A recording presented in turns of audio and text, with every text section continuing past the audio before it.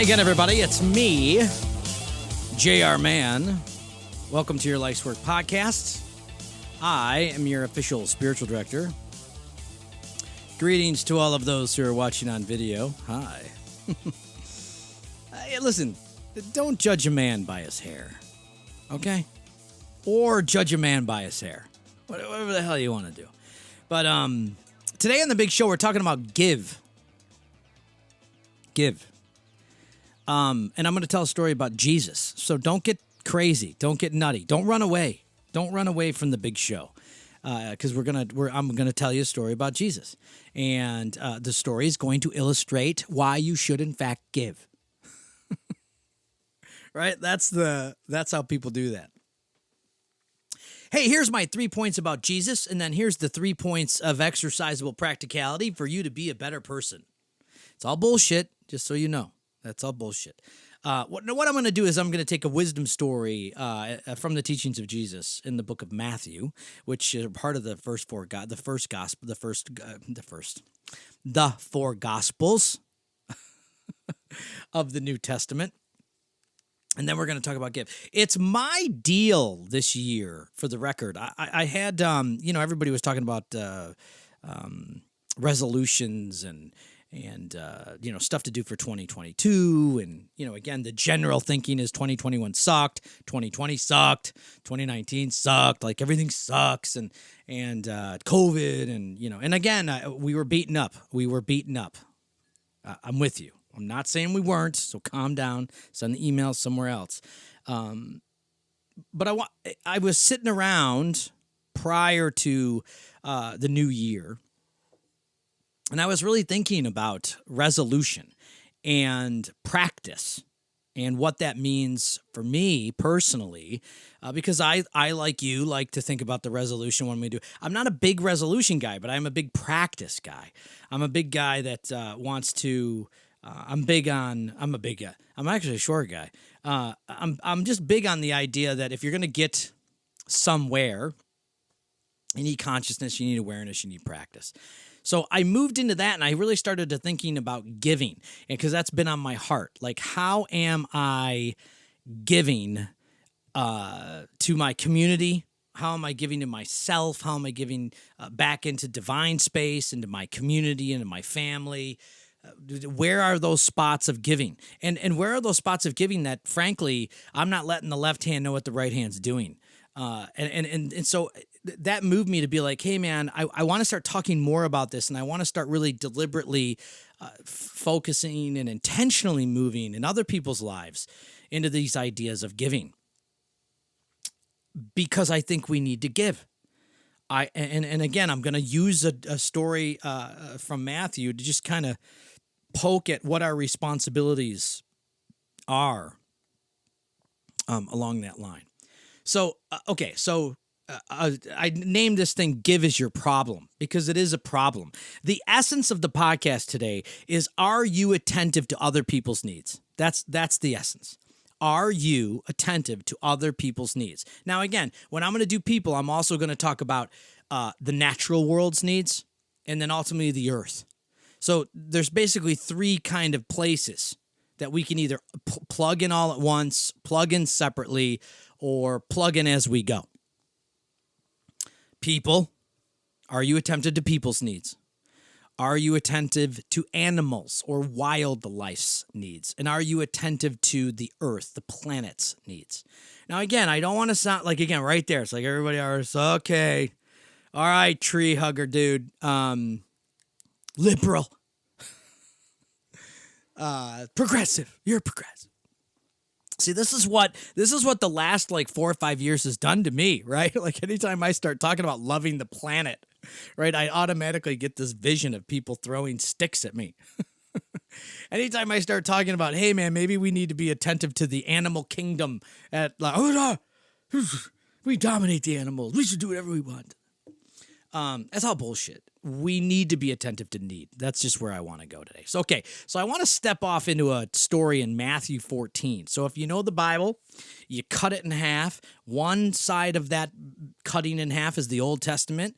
The other side of it is the New Testament. For my Christian brothers and sisters, You've no doubt probably heard this story before. For my other spiritual wisdom-based, religion-based folks, maybe this is a new story. For those of you who don't give a shit, this will be a new one. So Jesus, historically, real guy, was out there regardless of what you want to do with him post-death, whether you want to resurrect him or not. We got a real guy who led a real movement. And the nuts of the movement, if you will, was really teaching people how to love, how to free people from oppression, opposition, government, religion, self, heart, right? Getting rid of all the oppression, getting rid of all the opposition of what life is. He was a real centered, conscious character who definitely had a penchant for whipping up the crowd. The crowds followed him. And they followed him for a couple reasons. He healed people. He fed people. And so we're going to center around a story where he feeds people. Now, but what I really want you to do as we roll through this this thing in Matthew, hold on, the heater's on. That damn heater gets so loud. What I really want to do is I want to focus as I talk to you on this story is this idea that Jesus is really laying a groundwork of responsibility for those who would come after him, for those who would take up his tenets, for those who would think what he was doing was cool.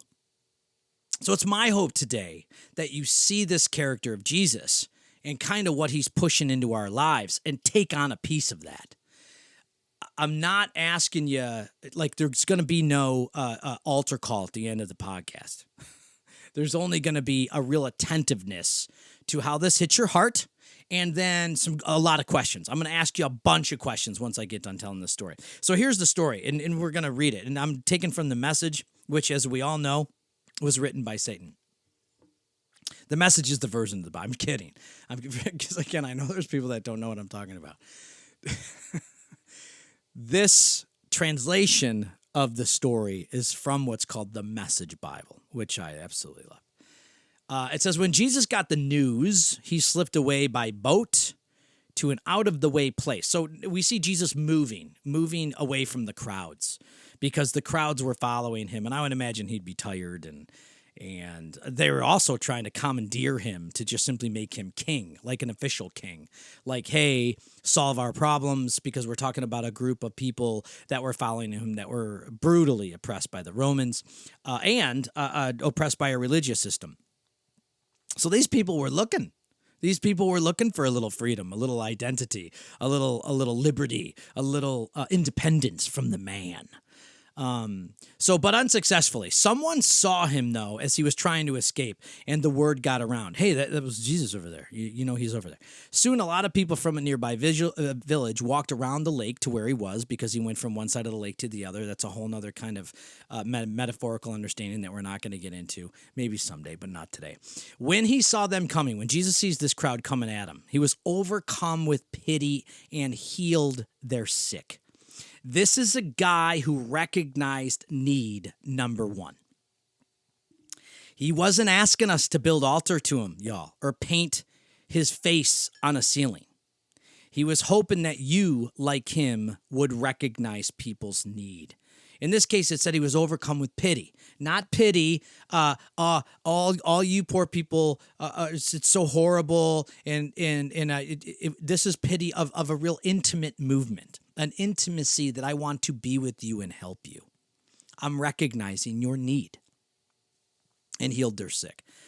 Toward evening, the disciples, the group of guys that were following him, were out in the country. I'm sorry, I apologize. Toward evening, the disciples approached him. This is what they said. We're out in the country, yo, and it's getting late, Jesus. Dismiss all these folks so they can go back to the villages and get some supper. But I'm telling you right now, they weren't motivated. These disciples were not motivated by just simply helping them. They weren't. This lesson would come. They were motivated because the disciples and Jesus, the 12 of them, the 13 of them, they didn't have a lot of food. They didn't, and they knew that somebody was going to turn to them and go, hey, we want your food. That's where they were motivated from. But Jesus said there's no need to dismiss them. you give them supper. So again, these guys all get together before they approach Jesus, and it sounds something like this. Well, we don't have a ton of food, and we're not going to take our food, and there's a lot of them, and we can't feed them, and they're all here because of Jesus, so we got to get rid of them. So let's have Jesus get rid of them so we can have what's ours. That's it. And again, this is a metaphor for how we live our lives. This is a real look at how we want to protect the certainty of our own lives and make sure that nobody gets what we have. Nobody touches our houses. Nobody touches our cash. Nobody touches our food. Nobody touches our clothes. Nobody touches our cool place where we live or our cool thing we drive. Now calm down, because I can hear you already.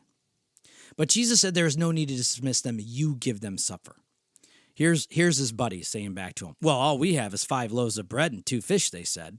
Now, again, they're saying that with fear. Like, we're not going to, that's all we have. There's no indication from this group that they were recognizing the need like Jesus would. But this is the hope for us. The hope for us is that we recognize and see need, because this is intrinsically one of the truths that we all hold collectively with one another, the ability to respond to one another's needs. But Jesus says, bring them here. Bring me your food, please. Then he had the people sit in the grass. He took the 5 loaves and the 2 fishes and lifted his face to heaven in prayer. He petitioned divine. He blessed, he broke, and he gave the bread to the disciples. He blessed, he busted it in half, and gave the bread to the disciples. The disciples then gave the food to the congregation, and they all ate their fill. We're talking about 5,000 people. They gathered 12 baskets of leftovers, and about 5,000 were fed. So a huge miracle that we, that the writers of this, of the Gospel of Matthew, the book of Matthew, they want you to believe this, right? They want you to believe this. I don't think this is a matter of belief today, is what I'm putting forward to you. If you want to believe it, fantastic, happy days. For me, this is a real story about when we decide to give, when we decide to allow need into our lives, tend to it, that there will be plenty of leftovers. Air quotes. So I want to get into, so that's the story. That's the story. And again, I'm not coating it with any sugar. And I'm not predicating telling the story by hoping your heart breaks in 2 and you immediately run off to a homeless shelter to dedicate your life to them. That's not where I'm going. I really want you to really start to understand that where Jesus was going and what Jesus was teaching was this consciousness and awareness of people's need, and to really dive in and to touch the need. So we need to be mindful of others. Community, the needs of the world around us, including the physical world itself. We spend too much time at the altar. We spend too much time in the egoic mirror, chasing certainty and making sure we matter. We, as individuals, matter. We miss a fundamental truth between you and I, the need and ability to respond to each other's needs. We are a proud people. You know this. Culturally, we teach autonomy and independence, right? And we teach this so much so that it eliminates the ability to ask for help. We hide our needs in lieu of doing it all by ourselves and for ourselves. The problem, of course, is that we build islands and silos that house loneliness. And then we find mechanisms to push away our need to be loved, hoping it all gets better somehow. And it doesn't get better, for the record. It doesn't get better until we respond to the needs of our own hearts, and then finally the progression of the needs of others, and ultimately the world and at large in front of us. That's why I include the natural world, the animals, the birds, the trees, the living, breathing things around us. Everything that we take in day to day has need, y'all. And it's not bad. This is not a bad thing. And this is not a pity thing, you are less than. This is an intimate disclosure of how we will love, both give and receive. So we need each other. And I wrote, we effing need each other. Now, I'm not going to do the full F. All right. Some of you are disappointed. I know. A resolution is I'm trying not to say the F word a lot. This is not spiritual genius by any stretch. My thing here is not spiritual genius at all. This is me just acknowledging what the heart needs, what you and I need, what the soul needs, what you and I every day are hoping someone sees and responds to. We are hoping that people respond to the fact that we want and crave love, and vice versa. I'm hoping that I have an opportunity every single day to share love with somebody. Now, I'm a spiritual director. Does that make me, does that make me an island all by myself in that? Absolutely not. You're just like me. If a stranger is in peril, I guarantee you there's a piece of you, right, that wants to go help. If your spouse calls with something, right, a need, you're going to go run and do it. If your kids have a need, you're going to be all over it. So we need to respond. And there are three distinct areas that I talked about. And you can pick all of these or go one at a time. But basically, I want you to be able to see the need in humanity. I want you to be able to see the need in the animal slash wild kingdom. Into creations or beings that are not just human. That opens it up. Does that open it up to Chewbacca? Absolutely. And ultimately the planet. So human, animal, planet. I want you to think human, animal, planet and have a consciousness of what human, animal, planet need. And what are they? And can you recognize them? So here's a bunch of questions that are going to help some of that recognition. Hold on, I'm just checking time. Okay. So here's a bunch of questions. So here's human, the human need. Who is in your life? And who in your life has need and how can you help? So just think about the neighbors real quick. Just think about the people that live on either side of you. Whatever apartment or house or condo or mansion you're living in. Whoever's on the other side of you across the street behind you. Do you know any of their needs? Have you ever thought about what they need? For example, here in Ohio, it snows. I have a plow on my truck. And when it snows to a point, I know the guy across the street needs to have his place plowed because I've seen him out there shoveling. So that's something I'm counting on. I'm counting on a big snow so I can go do that guy's driveway. Not because I want a celebrate, like JR is great. That's not it. But because I recognized that last winter and I didn't do anything about it. I was out there one day plowing and I saw the guy getting it done. And I walked inside and I looked back out there and saw him and I thought, oh, I should go get back in my truck and take care of it. And so this year I'm going to take care of it. Why didn't I do it that day? There's a bunch of reasons. What are your resources for the human need? Do you have money? Do you have time? Do you have specific knowledge or talent that can aid in the needs of others? Do you have the power? Do you have power or do you yield power in community or groups that can help with people's needs? Can you, with your power, kill oppression or opposition for other people? That's a good one. Because if you've got the power to take away oppression and opposition from people's lives, whether they are marginalized or in the minority scope, I really hope you use that. I know, and there's a big conversation there. I know, I just heard 1 million people. I know. See, this is what happened in the last 4 or 5 years. Every time I say anything, I'm hearing 500 people. How do you respond to human tragedy? The tornadoes that ripped through southern Kentucky a couple weeks ago. Did you go, oh my gosh, we should do something? And did you do something? Did you do something? Death, loss, tragedy, trauma in other people. Are you acknowledging some of the need there? Okay, so those are just some of the questions. Animal. This was a fun list to put together. This was a fun list to put together because this was a hard list to put together. How do you function with animals? In other words, what is your relationship to animals? And this really got me thinking, what is my relationship with the animal population in my direct community? Like the relationship in my house between my cat, me, my dog. Now, obviously, I treat them like humans. Obviously, my cat now, especially, never thought I'd have a cat. Hated cats until I moved to Ohio, and the house came with a cat. It literally came with a cat. I don't want to talk about it because it screwed me up for a while, but I came with a cat, and now I love that cat. I love that. Can't wait to see that cat. Can't wait to feed that cat, pet that cat, have the cat lay next to me while I'm watching some Netflix. I love that cat. But that relationship is huge. That relationship keeps me in the present. That relationship with that dumb cat is a freaking cat.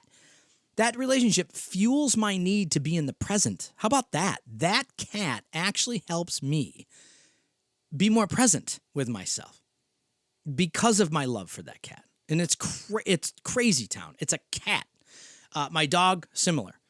My dog probably does that more with my wife. But anyways, the relationship is we're super hyper responsible to these two animals. Now we move outside the house. We have chickens. We got 6 chickens. The 6 chickens have been with us for almost 2 years. We haven't lost one of them to a coyote or a hawk. That's like unreal. For those of you who have chickens, you know what? You still have the original ones? Yeah, it's crazy. I know. They feed us. They literally, we take care of them. We make sure they're okay in the winter. We make sure they got water. We make sure and they literally feed us eggs. My wife's got eggs until kingdom come. They feed us. But we take care of them. They take care of us. There's deer on the property. There's owls on the property. There are so many things on the property that do different things. And my relationship to all of them is real. Do I acknowledge their needs? And then there's some animals that don't need me, period. They don't need human interaction or human intervention. Some do. Some do not. Am I leaving them alone? I thought about that today. Am I leaving the animals that need to be left alone? That's very interesting. I really haven't thought about that.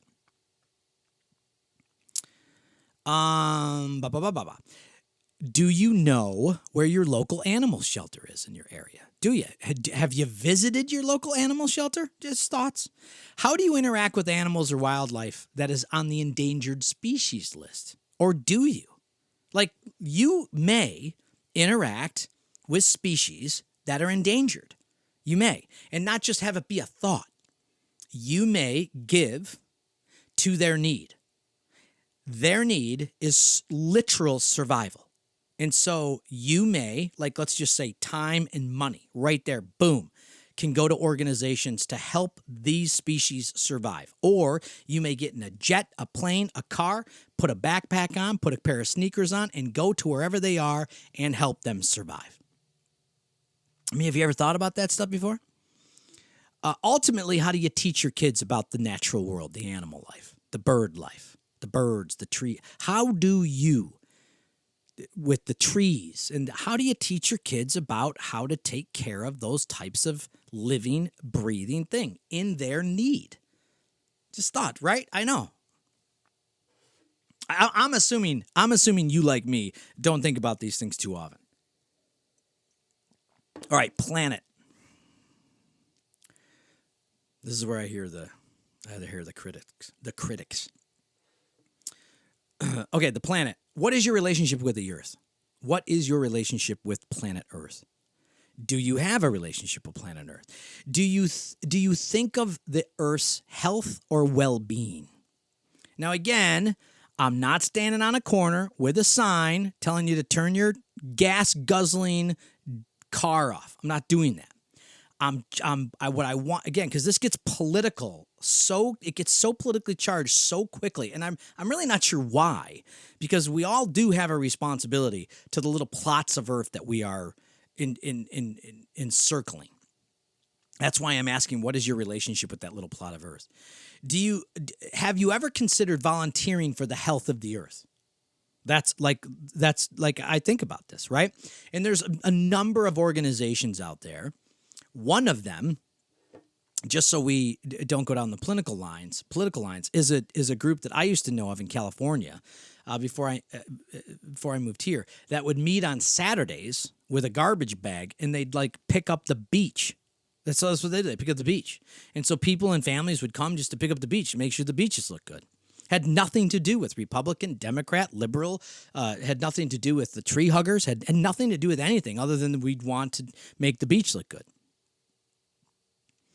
Can you yourself, your home, make adjustments in the waste that you produce and the recycling that you do or don't do? Can you make adjustments there? Do you even think about your own waste? Do you think about the waste, the plastic, the physical waste that comes out of the human being and into the sewer and then on into wherever it goes? Have you ever thought about these things?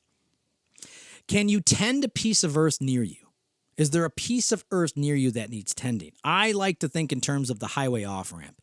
There's an off-ramp here in Medina, Ohio that I get off quite frequently. That's a mess. It's overgrown and there's trash all over it. And I'm telling you, this year I'm going down and I'm going to pick it up. I'm going to pick it up. I'm going to tend to that. Can you give the earth around you an opportunity to grow? Can you give the earth around you an opportunity to grow? Do you ultimately know the needs of the earth? What are some needs that the earth is asking us? What are they? Again, I'm not sitting in a political vein. I'm not doing it. I'm not even gonna go near whether or not our planet is warming or not. I'm just asking you, do you know or feel or understand some of the needs that our earth has? Because our earth has needs. When's the last time you tried to grow something? That, my friends, is a big one. My wife, who, when we moved to Ohio, launched out on the gardens. And, I mean, huge, hard process to grow things. It really, really, truly is. So have you ever tried to grow something? Bottom line is that we are responsible to feed, to tend, and grow the community around us. We worship too damn much. And we need to identify the needs and start to cover need with love, the ability to love. So, how do we respond to need? How do we respond to need? The punch list and the synopsis. Ready? Here we go. How do we respond to need? Do you volunteer? Do you give? Do you have time? Do you have cash? Do you have compassion? Can you see need in human, animal, or planet? Volunteer, give time, money, compassion. And can you see it? Can you physically see, physically hear, physically touch a need? I tell this one great story for those of you. Well, I won't tell that story. I'll just suffice it to say, I know a guy who at the time when when a lot of South American immigrants were coming into America, and they still are, obviously. There was a huge surge of them at the border, and I was chatting with a guy online. And the guy was like, hey, look, I'm not going to be around for the next 3 days. If you need me, I'll talk to you in like 4 days. And I was like, what are you up to? And he's like, I'm going to make sure these folks are hydrated, because they were underneath a bridge and there was no water at the time, and the government was just starting to move in and make sure that nobody was going to die. And a group of people got together and went, let's just go make sure they have water. And then another group got together and said, let's make sure they have food. And then another group got together and said, let's make sure they have clothes. Attending to need, attending to people, human beings, and their need. I want you to be able to Google volunteer in your area. So this year, my big push is going to be Google the word volunteer near you in your area. And you will find organizations that need you right now. You will find missions that need you right now. You will find activists that need you right now. You will find impassioned, emboldened people that need you right now. And they need you. They need your volunteer. They need your time. They need your money. They need your compassion. And they certainly need your understanding that we do need to tend to one another's needs. So that's going to be one of my deals this year. Google volunteer, the word volunteer near you. Volunteer near me. Just Google that. And then look at the 90 pages that Google brings up and pick one. Pick one to call, to email. There are even organizations, and I just found out about this the other day, and I thought this was fantastic. There's an organization out there, I won't mention it by name right here on this platform, but there's an organization that has a helpline, And you may be trained on this helpline to help the incoming calls for the specific need that's happening there. They train you over the course of a few months, and then you pick times to sit at your house on the phone and answer these phone calls for this particular sect of folks that are in distress and walk them through their distress. But they train you, and they train you for free from your home. You don't got to go anywhere. You don't got to spend any money, and you get trained on how to help people and their needs specifically to that problem and challenge. And then they let you go, and they go help these folks for a period of time. You would be amazed at how many organizations want to train you to help identify and produce a little life in other people's needs. It's absolutely amazing to me. Maybe do this. Organize a group of friends. God forbid, right? Gather a group of friends, whether it's your family or a couple of folks that you would normally hang out with, and then go satisfy somebody's need for a couple hours. Again, a soup kitchen. There is just a battered woman's shelter. Foster care kids. Foster care kids need mentors. Foster care kids need families. There are 100 billion cancer organizations out there, organizations that help kids and take them to camp, and you could become a camp counselor over the summertime. There are organizations that we've used over the course of time. For my middle boy Angel, horse therapy, where you can volunteer your time to go take care of the horses and help the kids just have a damn good time on horses. There is 1,000,000,001 different things. Google the word volunteer and then near me, near you. At the end of the day, my good people, the idea that I'm shaking a stick at today is the ability to just get outside of yourself in some conscious way to really start pouring into the hearts and minds and bodies and souls of those around us. Human, animal, and planet. Good people, I love you. If you are looking or if you're going to take up this challenge of identifying people's need, would you let me know, jr@jrman.com. Would you text me? Would you call me? Would you tell me what you're up to so I can talk about this on a future podcast, or maybe have you on this podcast and we can talk about what the hell you're up to and what you're doing and how you're responding to people's needs. I'm not going to get all anonymous on us. I just want us to do this. I really, really call you right now to get off your ass and shake the dust and identify a need. Remember, human, animal, planet. You can do one, you can do all three. Google it. Google it, my brothers. Hey, if you're looking for a nonprofit to give to, Tabletop Ministries. Tabletop Ministries, we provide spiritual direction absolutely free. We need your cash. You want to give to need? We got need at Tabletop. That's a place you can plug into. I love you guys so much. Thank you so much for being along with my passion. Talk to you next week.